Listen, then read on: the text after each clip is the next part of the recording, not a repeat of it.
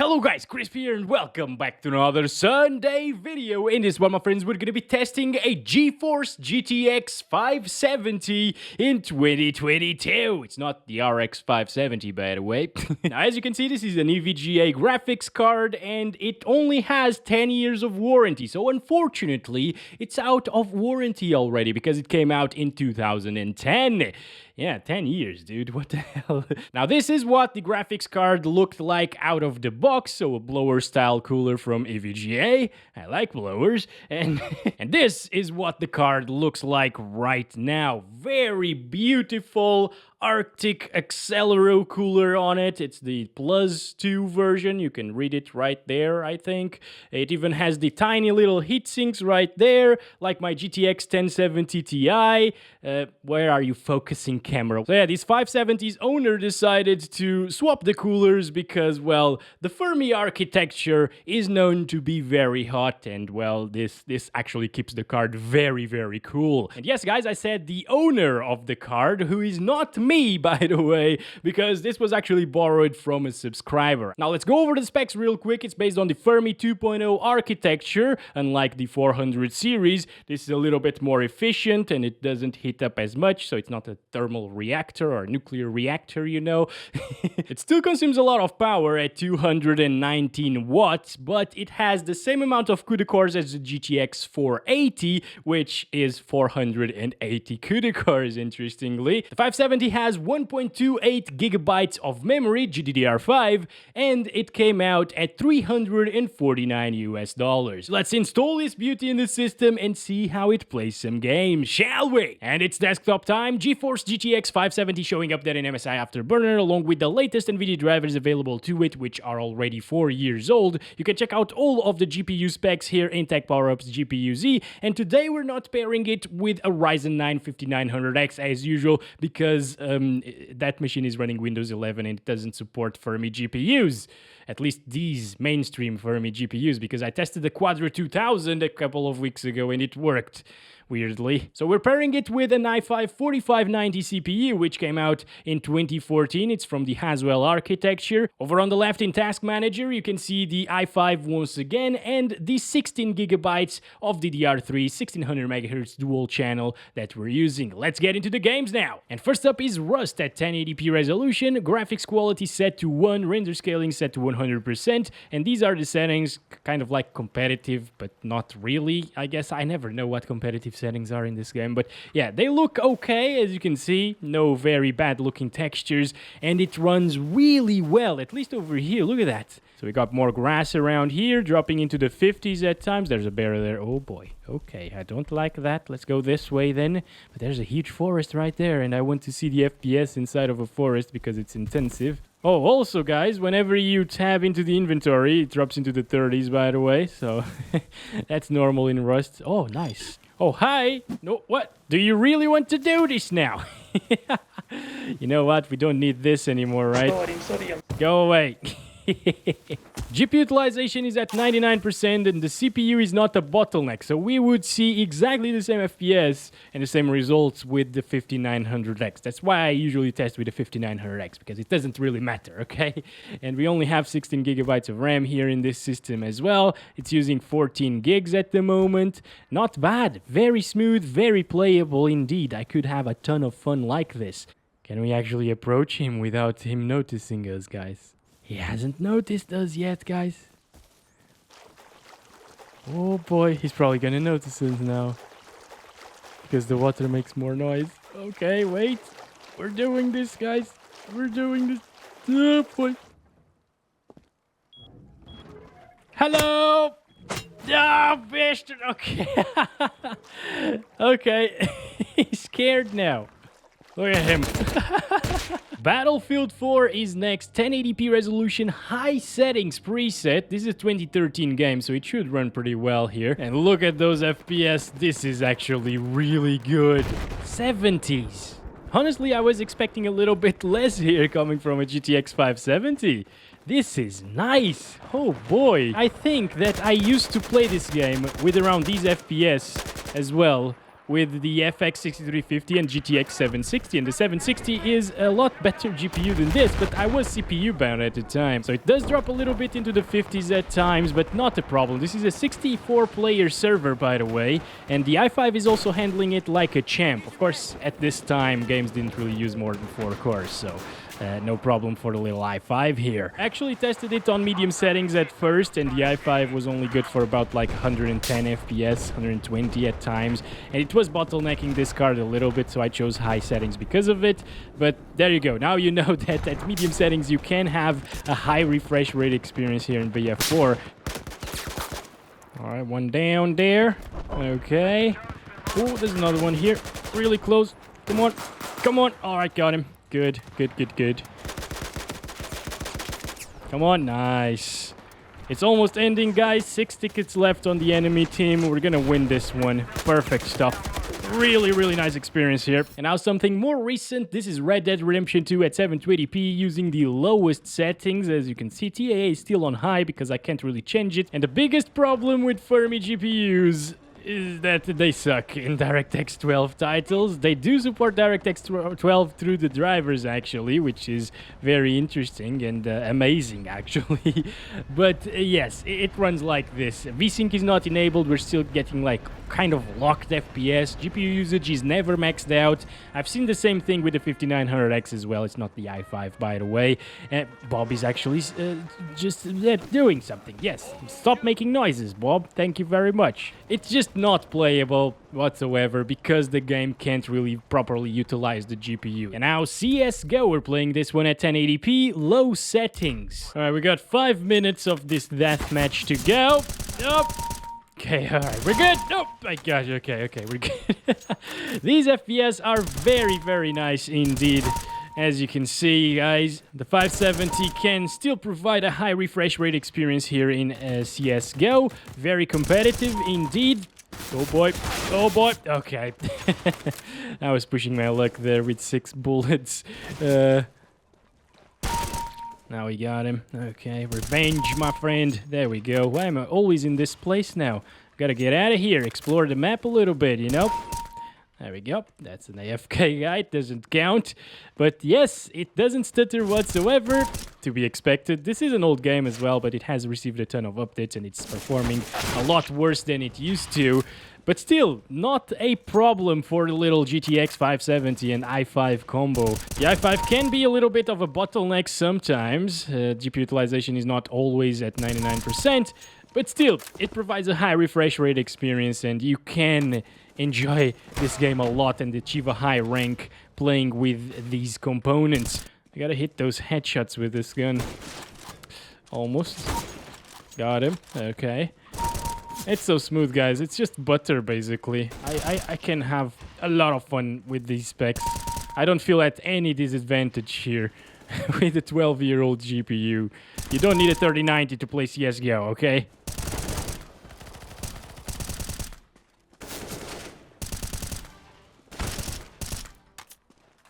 Oh, I got that one. What the heck? God, what is going on? Yeah, this is really good. It's the type of game that you should play on a 12-year-old GPU like this one. It will run really well. It's still 1080p resolution, and it's buttery smooth. Apex Legends now. We're running it at 800 by 600, not at this. It's set in the launch options and the lowest settings here. So it is playable, but it's not really for a competitive person, you know? If you want to be competitive at this game and actually stand a chance against everybody else that is competitive here, well, you'll need more FPS and more resolution as well, because something that I struggled with in that video that I made on the GTX 400 series was the resolution. I tested every single GPU at 800 by 600 as well, and I couldn't really see anything at the distance, basically. You are at a huge disadvantage in that regard, as well as in the FPS department. That said, it's actually great that you can have 69 FPS on average with a 12-year-old GPU these days. This game came out in 2020, so this GPU was already 10 years old when Apex came out, and it runs it. The fact that it runs it is impressive in its own right. No, the prowlers are here. No, stop. Oh, I'm probably gonna die maybe with these guys. If I die now, I will be happy actually because we get 69 on average. That's amazing. There we go. It seems like it is performing the same as GTX 480. Yeah, let's see some explosions, guys. Dropping into the 40s right away, just because of those smoke effects. And, okay, 41, 46. Not terrible, guys. Oh, finally, I see somebody. Look at them. I'm coming back. Don't you worry, people. I am coming back.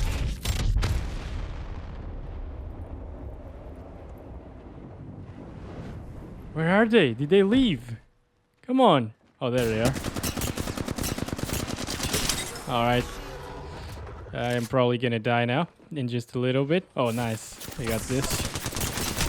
Come on. Oh, boy. That's close. Nope. Alright. Oh, from behind. Okay. Well, 69 on average. Nice. And now GTA 5 DirectX 11 1080p resolution using the high settings with normal textures, so we are below the VRAM limits there, and advanced settings are all turned off as usual. As you can see, this is actually really nice, guys. 60 plus, at least so far. It might actually drop here and there, but it's very, very good. Now, I actually want this car. Oh boy, it's always a little bit hard to get it out of the garage, but this time it actually worked very well. So, wow! How many of you expected these FPS in GTA 5 coming from this GPU? I know GTA 5 is an old title at this point, but it's still very good. 69 again. 69 on average again. It's perfect. Also, in my videos, I always have a lot of people saying, you're only getting those FPS because of your Ryzen 9 5900X in GTA 5. Well, guess what? We're not using a Ryzen 9 today. It's an i5 4-core, 4-thread CPU, and it's not maxed out here. It can actually keep up with this GPU just fine. Right, here we go. Nice. Yeah, very good. Very good. Now, grassy area, most intensive areas in GTA 5 are gonna be these. And it drops into the 40s, yes, because the grass is on high. Hello, Jack, how's it going, buddy? All good? Let me pat you a little bit. Come over here, come over here. There we go. He's good, guys, don't you worry. I think. Okay, yeah, he died for less already in previous videos, but alright, it's all good. 69 on average, once again. Like, what the hell is going on with that number today? That is awesome. And there's Bob. I actually forgot to kill him yesterday. Now everything is fine. So it's not 60 plus all of the time, but it only drops in grassy areas, and overall it's just so good. So smooth. Dota 2, we're testing this one at the 1080p resolution using the high settings preset. And will you look at that? It started in a team fight and it's getting higher than 60 FPS, even with all of these effects on screen, guys. This is amazing. Oh, wow. And you don't even need a 5900X either. The i5 is keeping up just fine here in Dota 2. And when nothing intensive is happening, you can actually get 100 plus at times. Oh, we got a little bit of a fight again. And Storm is dead. There we go. This is really good. I love it, guys. In Dota 2, I usually say you only need like 40 FPS. I would be fine at least with 40 FPS, unless you're playing this game competitively, of course. But yes, this is way above 40 FPS. It's way above 60 FPS even. It doesn't even drop into the 60s. So it's perfect for Dota 2, I think. And I'm not saying that I recommend the GTX 570. I probably won't end up recommending it, honestly, because it consumes too much power and it's outdated. But this is pretty good for what it is. If you can find one for really, really cheap, it might be worth buying. But you can find better deals for the money these days. Finally, you know, GPU prices are finally coming down. So I will stop recommending these Fermi cards and possibly even Kepler cards as well. That said, really good performance here in Dota 2 with 69% lows there. Dying Light 2 in Fermi GPUs doesn't render the city there. There's supposed to be a city there. And we're playing at 720p FSR performance, very low settings. Oh my god, it actually looks terrible. Yeah, I forgot that you get these weird artifacts with Fermi GPUs in Dying Light 2. It's really awful, guys. You should not play this game with Fermi GPUs, obviously. But yeah, we see once again that the GPU utilization is not maxed out, just like in Red Dead Redemption 2. And surprisingly, sometimes you can actually get 30 frames per second, which is alright, but it will drop a lot, and it looks absolutely awful. Basically, it's not playable. It's PUBG time, 1080p, very low settings using DirectX 11 API, and look at that. It's playable. It is actually playable, although a little bit too stuttery because we are running out of VRAM at this point. At 1080p resolution, you need like 2 gigabytes to play it properly, I think. But yeah, it's all right. It's playable still. I could enjoy my time here in PUBG if I was good at it. And if the servers weren't full of level 500 people. What are we doing here today, friends? Are we good? Just like in... Oh, I heard the grenade. Okay. Every time you go into this menu, FPS drop a little bit. It's probably because of this. Yeah. Well, another level 500. Level 500. Let's throw a grenade there. See if it hits somebody. That's our best chance of actually doing something here today.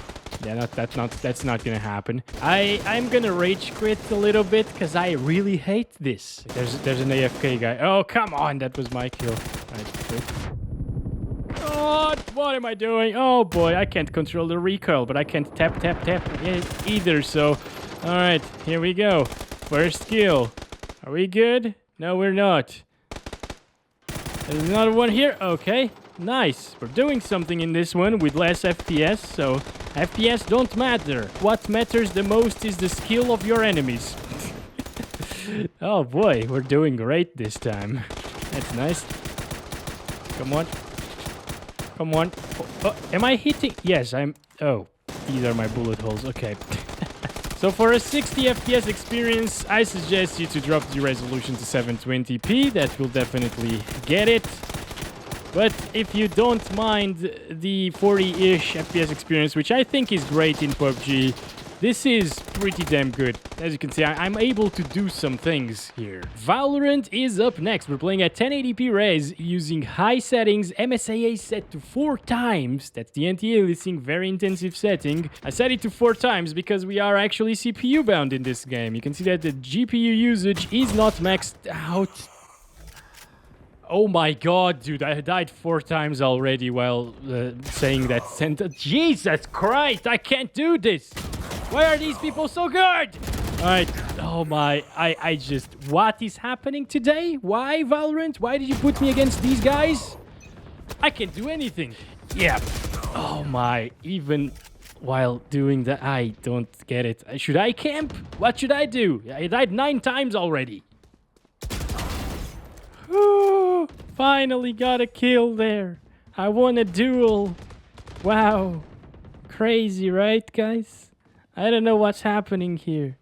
Like, I'm not that bad, but these people are just that good.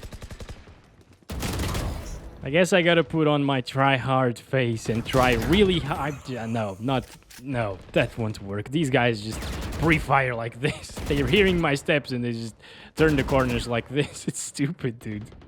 It's ridiculous. Alright, hello. Okay.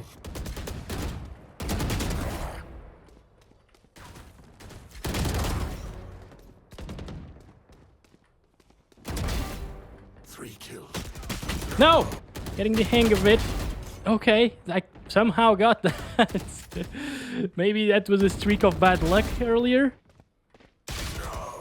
Jeez. Do you guys also play deathmatch just to chill a little bit? Because it's impossible to do so in Valorant, apparently. You want to chill? No, you gotta be competitive in deathmatches. Because otherwise you're just gonna die and die and die. Oh boy. Alright. At least if you want to have a really good experience, you can have it with a 12-year-old GPU in Valorant. This game is that well optimized on the GPU side of things, and CPU as well. Now, this is also an old i5 with 4 threads, and it's running absolutely fine. It is maxed out most of the time, but no stuttering issues, and it still provides high FPS and a high refresh rate. So that's really nice. No! 5 kills remaining. There's another one here. All right, got him. And there's the guy there. Sage, stop it. Okay, thank you. There's another one there. Got him. All right. There's one here waiting for me. Look at that. Yep, it's Viper. You should not win this one. She's second place already, so she's probably not going to win this. But yeah, we are third place. How did I make that comeback? I died like 15 times in a row at the beginning of the game. Damn. And now it's time for Minecraft, which is getting a lot of stuttering, but a lot of FPS as well. But yeah, the stuttering is because of the CPU. 100% usage there.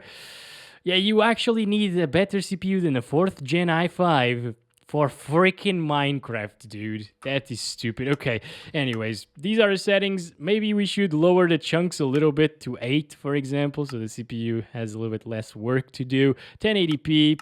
These are the settings here. So high settings, basically. Okay, and no shaders for now. And with these settings...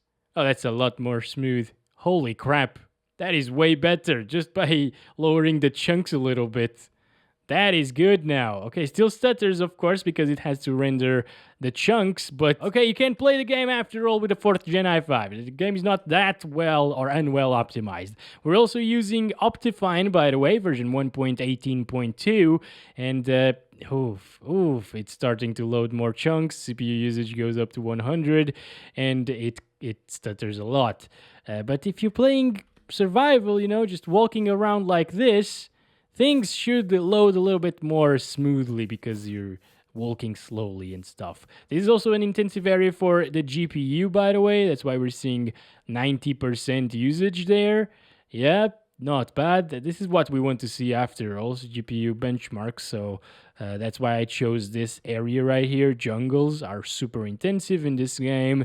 And yeah, you can play it, absolutely. But now using BSL shaders on medium, it puts us in the 30s. Oh, wow, look at that.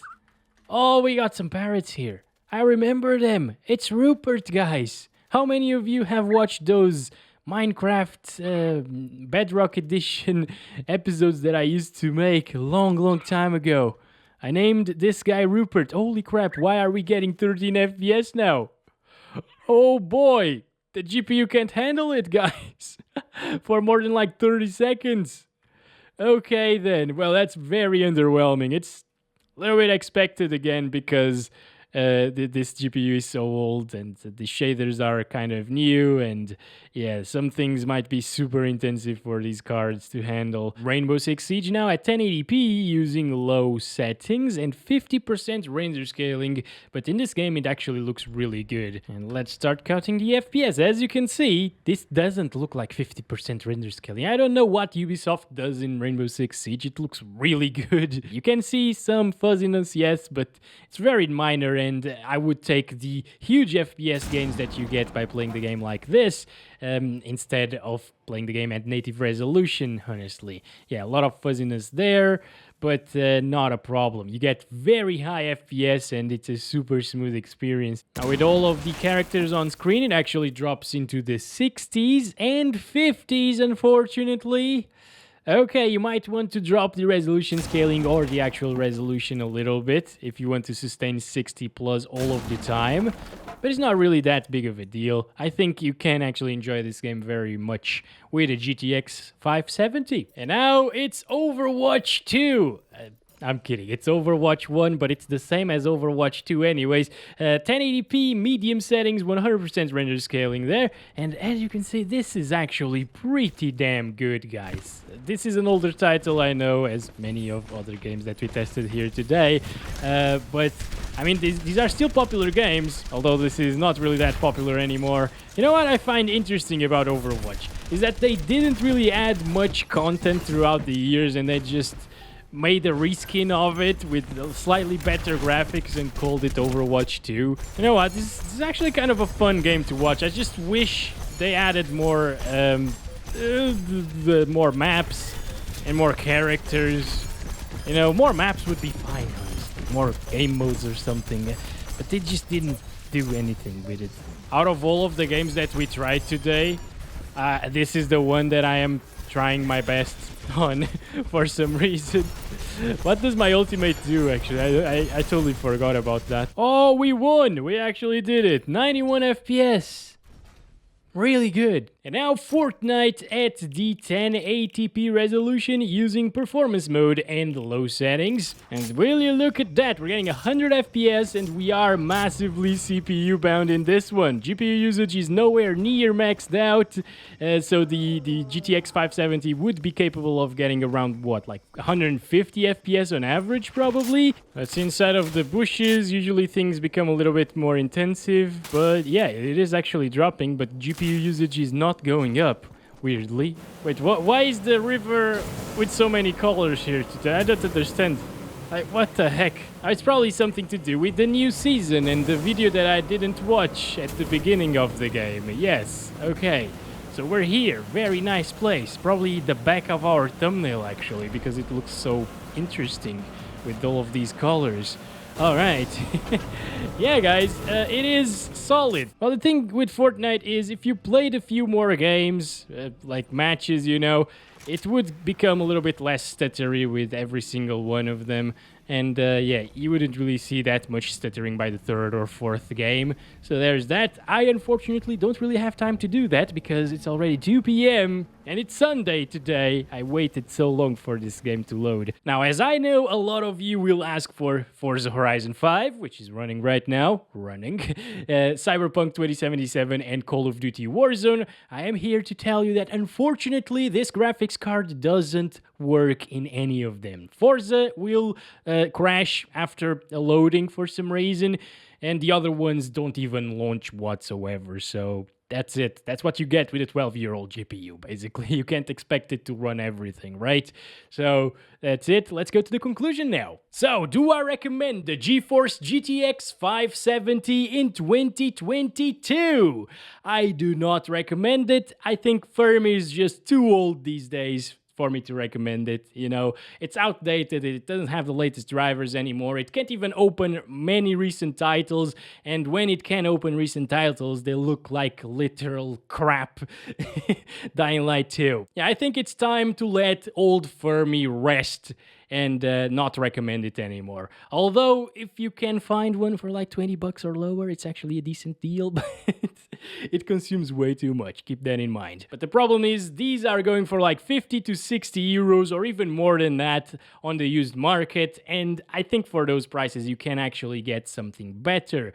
Maybe like a 660 or a 950 or even a 960. Those have come down in price a lot during the last couple of months, and they're finally affordable. Even if you have to pay a little bit more to get one of those, it's definitely worth it over the old 570 GTX. So that's it, guys. Thank you very much for watching this video. Don't forget to like and subscribe if you haven't already, and I'll catch you in the next one very soon. As always, I love you all.